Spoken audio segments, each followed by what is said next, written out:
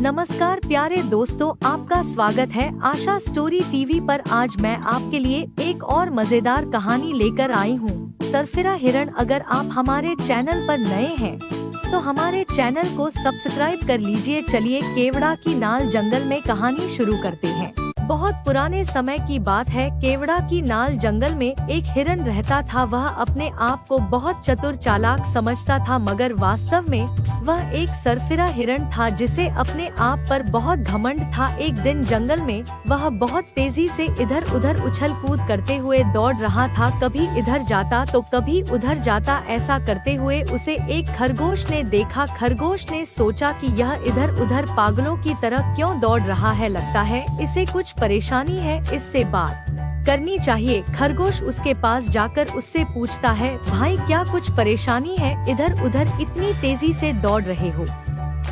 हिरन बोला, अरे मैं तो ऐसे ही इधर उधर उछल कूद कर रहा हूँ। तुम अपने काम से काम रखो, मेरे काम में दखल देने की जरूरत नहीं है। और खरगोश ने जब हिरन की यह बात सुनी तो वह चुपचाप वहाँ से चला गया और मन ही मन में सोचा, यह एक सरफिरा हिरन है, इससे बात करना बेवकूफी होगी। इधर हिरन की उछल कूद ऐसे ही जारी रही। वह दौड़ते दौड़ते अचानक एक बड़े से गड्ढे में गिर पड़ा। उसने अपने आप को उस गड्ढे में से निकालने की बहुत कोशिश की, मगर कोई फायदा नहीं हुआ, क्योंकि वह गड्ढा बहुत बड़ा था और हिरण बहुत थक चुका था। अब हिरण जोर जोर से आवाज लगाने लगा, अरे कोई है तो मुझे इस गड्ढे से बाहर निकालो, मेरी मदद करो, मैं इस गड्ढे में फंस चुका हूँ।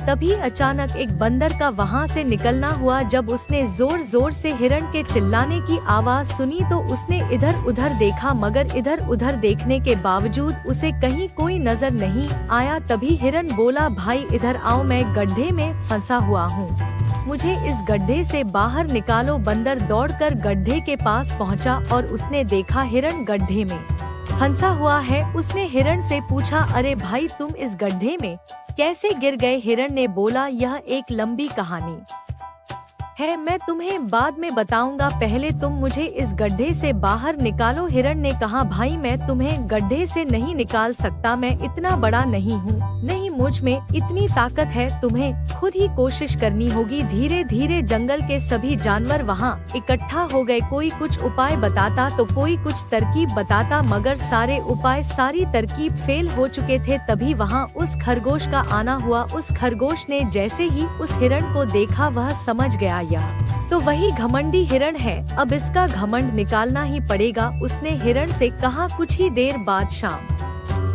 होने वाली है, हम सब धीरे धीरे करके यहाँ से चले जाएंगे, फिर यहाँ एक खूंखार शेर आने वाला है और वह तुम्हें अपना निवाला बना लेगा। अब तुम खुद ही सोच लो, तुम्हें खुद यहाँ से निकलने की कोशिश करनी होगी, नहीं तो वह तुम्हें खा जाएगा। हिरण डर गया, डर के मारे उसमें पता नहीं ना जाने कहाँ से ताकत आई। उसने एक लंबी छलांग मारी और गड्ढे से बाहर आ गया। तब सभी जानवरों ने पूछा, अरे भाई अब तो बताओ तुम इस गड्ढे में कैसे गिरे? हिरन बोला, अरे नहीं कुछ नहीं, मैं तो ऐसे ही मस्ती करते हुए उछल कूद करते हुए इस गड्ढे में गिरा। देखो मैं तुम्हें बताता हूँ मैं कैसे गड्ढे में गिरा। अब हिरण को अपने आप पर अहंकार आ चुका था, क्योंकि उसने देखा मैं गड्ढे से अपने आप निकल गया हूँ तो फिर मैं दोबारा भी निकल सकता हूँ।